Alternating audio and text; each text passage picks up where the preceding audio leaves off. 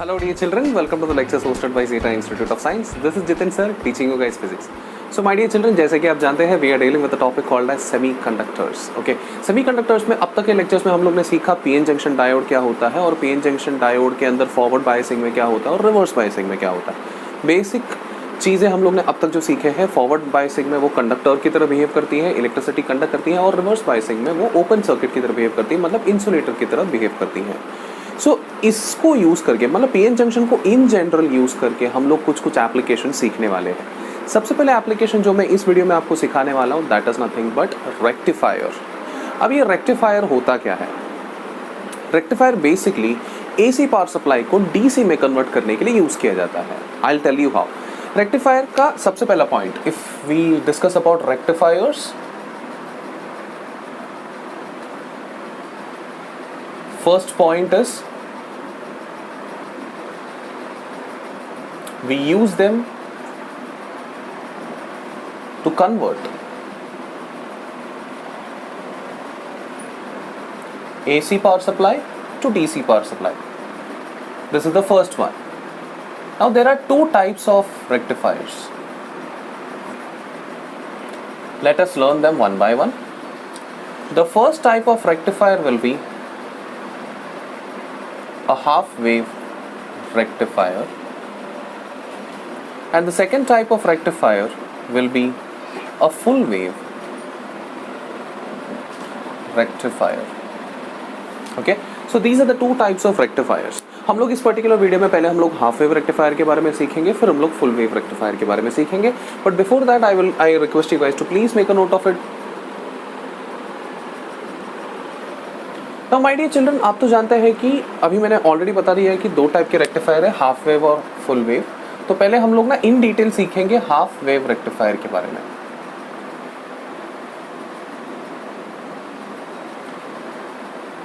Now half wave rectifier या full wave हो, rectifier का बेसिक काम तो आप जानते हैं, वो एसी को डीसी में कन्वर्ट कर देता है.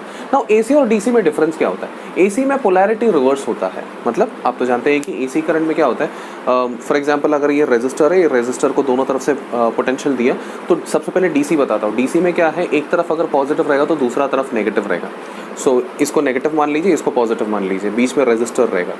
So positive negative continuously current flow जो होती है ना, पॉजिटिव टू नेगेटिव होती है. ये होता है डीसी में, कंटिन्यूस वैसे ही होता है, उसमें कोई चेंजेस नहीं होता, there is no polarity reverse. लेकिन एसी में क्या होता है, पोलैरिटी रिवर्स हो जाता है. सो करंट अगर इनिशियली इस डायरेक्शन पे जा रही है तो बाद में क्या होगा, पोलैरिटी रिवर्स हो जाएगा. रिवर्स हो जाएगा मतलब ये हो जाएगा पॉजिटिव, ये हो जाएगा नेगेटिव. फिर करंट जो होती है ना मार्कर के डायरेक्शन पे इस तरफ जाएगी, देन वापस पोलैरिटी रिवर्स हो जाएगा, this will B positive, this will B negative. Current जो है ना मार्कर के डायरेक्शन पे उस तरफ चले जाएगी, वापस उल्टा हो जाएगा, पॉजिटिव नेगेटिव, करंट इस तरफ आएगी. ये चलता ही रहेगा कंटिन्यूसली. सो ये कंटिन्यूसली जब चलता है इसको बोलते हैं एसी पावर सप्लाई. एसी के पावर सप्लाई में एक बात, मतलब करंट पहले पॉजिटिव डायरेक्शन पे जाएगा, फिर नेगेटिव डायरेक्शन पे जाएगा, पॉजिटिव डायरेक्शन, नेगेटिव डायरेक्शन, ऐसा चलता ही रहेगा. ओके, अब उसको कैसे कन्वर्ट करते हैं उसके बारे में डिस्कस करता हूँ मैं. सबसे पहले मैं आपको ना रेक्टिफायर का डायग्राम बना के दिखा देता हूँ. ये अपना AC इनपुट होगा, I/P मतलब इनपुट.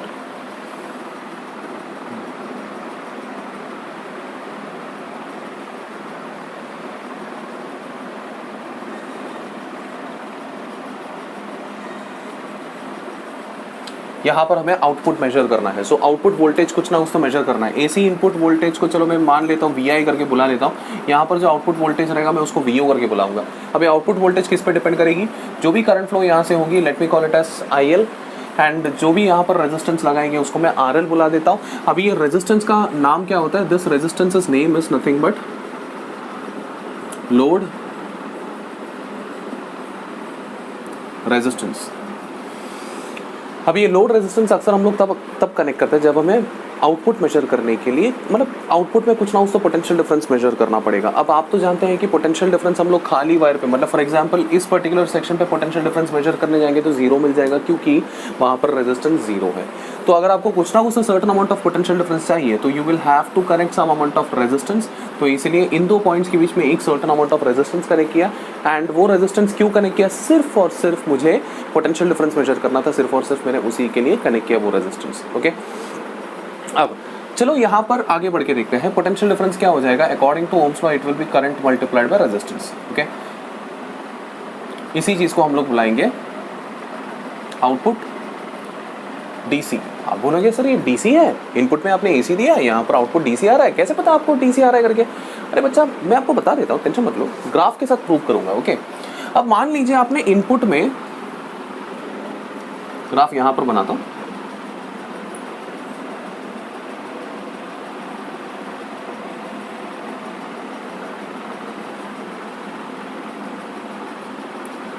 ये मान लीजिए अपना इनपुट है, आपको तो पता है कि एसी है, तो पहले पॉजिटिव में जाएगा, फिर बाद में नेगेटिव में जाएगा, फिर वापस पॉजिटिव में जाएगा, फिर वापस नेगेटिव में जाएगा, ऐसा चलता रहेगा, पॉजिटिव नेगेटिव करके चलता रहेगा। ओके, अब ये अपना आउटपुट है, टाइम के हिसाब से आगे बढ़ रही है।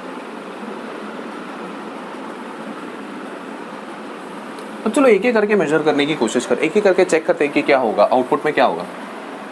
उसके बाद मैं आपको बताऊंगा कि ये डीसी क्यों है करके।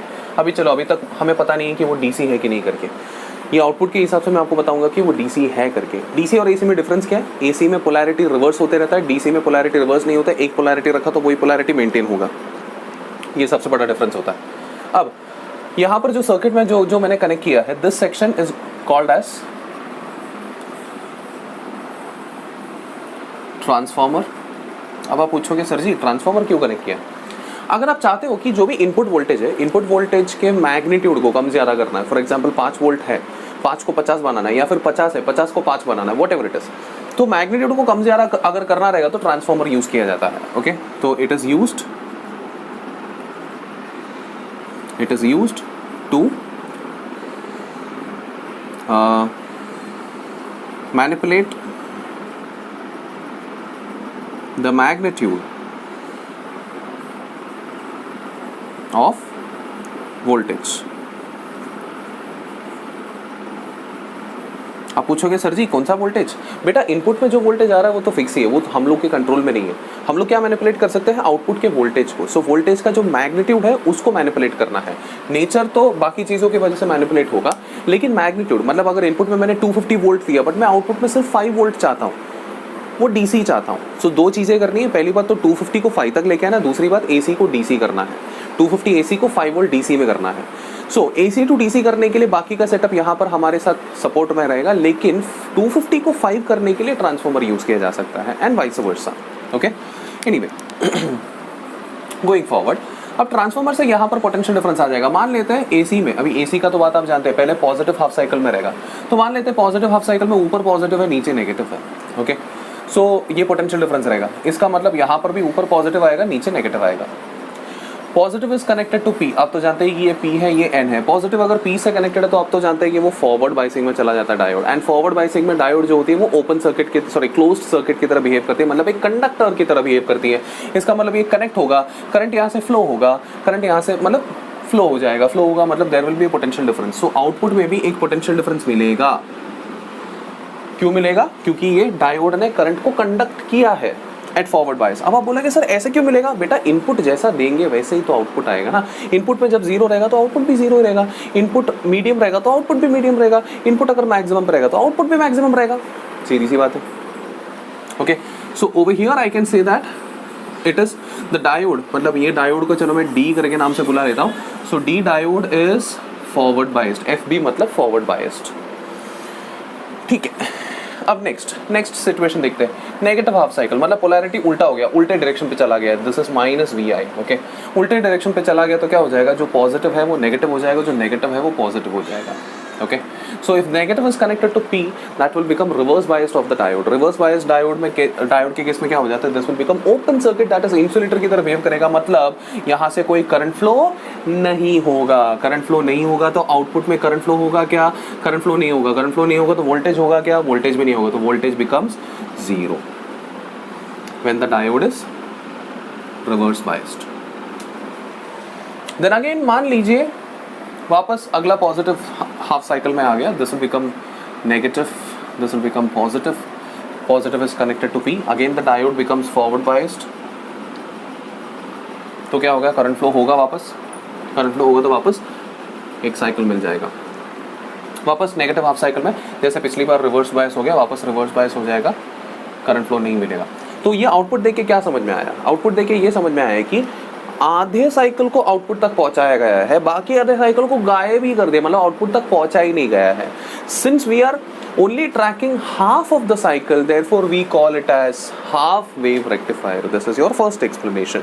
Second one, पिछले जो इनपुट था उस पर नेगेटिव पोलैरिटी भी था, मतलब उल्टा पोलैरिटी भी था। आउटपुट में उल्टा पोलैरिटी नहीं है, तो जो चीज़ों में उल्टा पोलैरिटी नहीं होता है उसी चीज़ को हम लोग डीसी बुलाते हैं। आप बोला कि सर जी डीसी का जितना हमें याद है उसमें कर्व तो ऐसे स्ट्रेट लाइन आना चाहिए था, आप केस में तो ऐसा क्या बम्पर की तरह आ रहा है, स्पीड ब्रेकर की तरह आ रहा है, ऐसे क्यों आ रहा है? My dear children, this is pure DC, I agree with you. This is not pure DC, I totally agree with you. अब आप बोलो ना, इसको क्या मैं एसी बुला सकता हूँ क्या? जो चीज़ अपना पोलैरिटी स्विच नहीं करेगा, एसी का सबसे बड़ा प्रॉपर्टी होता है पोलैरिटी स्विच करना। अगर वो पोलैरिटी स्विच नहीं कर सकता, क्या मैं उसको एसी बुला सकता हूँ? Definitely not. एंड अगर कांस्टेंट पोलैरिटी रहेगा तो मैं उसको डीसी बुला सकता हूँ। तो yes, this is also coming under the category of DC. हाँ, this one is pure DC, this is not so pure DC, but it is DC. I hope you understand. This is how half wave rectifier works. I request you guys to please pause the video and make a note of it.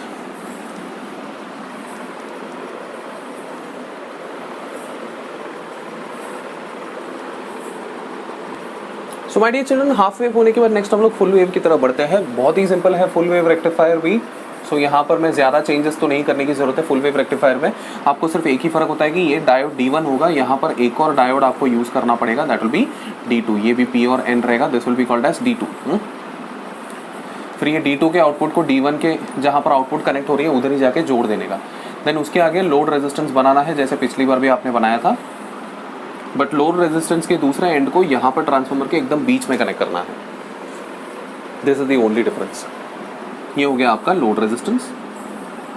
Okay, and इसका जो भी output रहेगा इसको हम लोग बुलाएंगे VO, that will be equal to ILRL, जिसको हम लोग DC बुलाने वाले हैं. पहले प्रूव करते हैं DC कैसे है करके.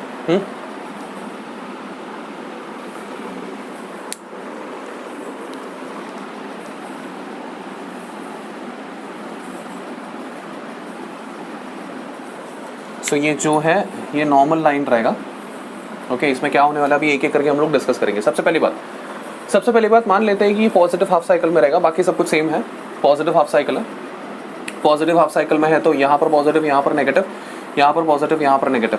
Positive is connected to D1, negative is connected to D2. So D1 क्या हो जाएगा? सो इसमें से एक बात पता चल जाएगा हमें, that is D1 is going to be forward biased and D2 is going to be reverse biased. Okay, so हर जगह D1 और D2 का ट्रैकिंग करना है हमें.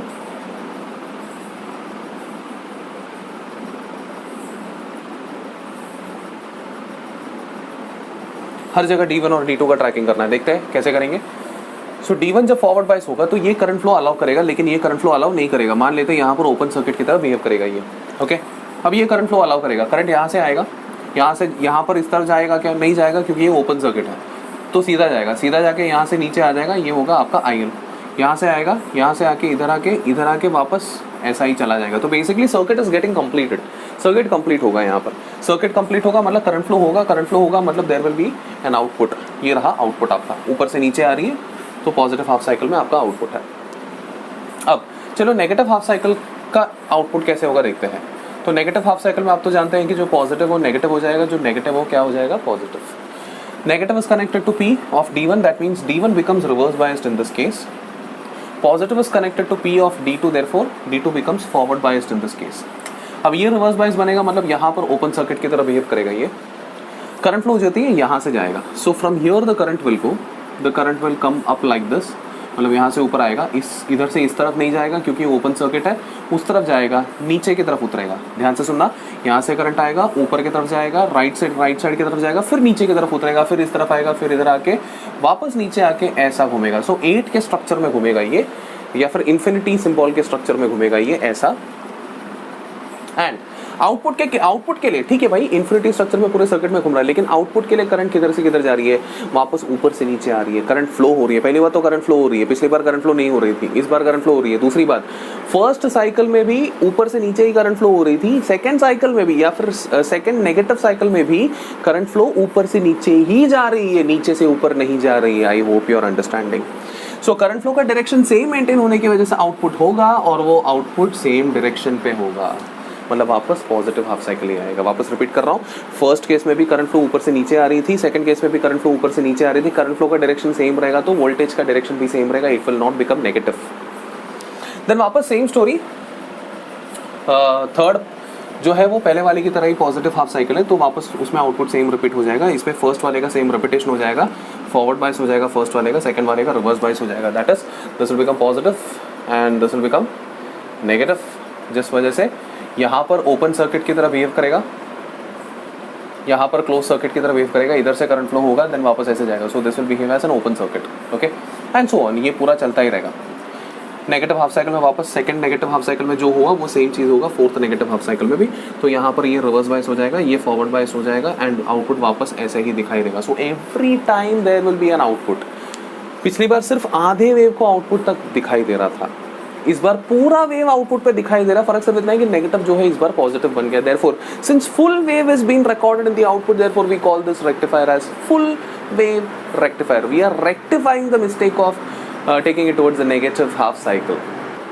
सो ये जो आउटपुट है, सिंस यहाँ पर कोई नेगेटिव हाफ साइकिल नहीं है, पूरा का पूरा पॉजिटिव हाफ साइकिल है, तो therefore we will be calling this output as DC output. So this is how we convert AC to DC in full wave rectifier. I believe I am very much clear, my dear children. I request you guys to please pause the video and make a note of it.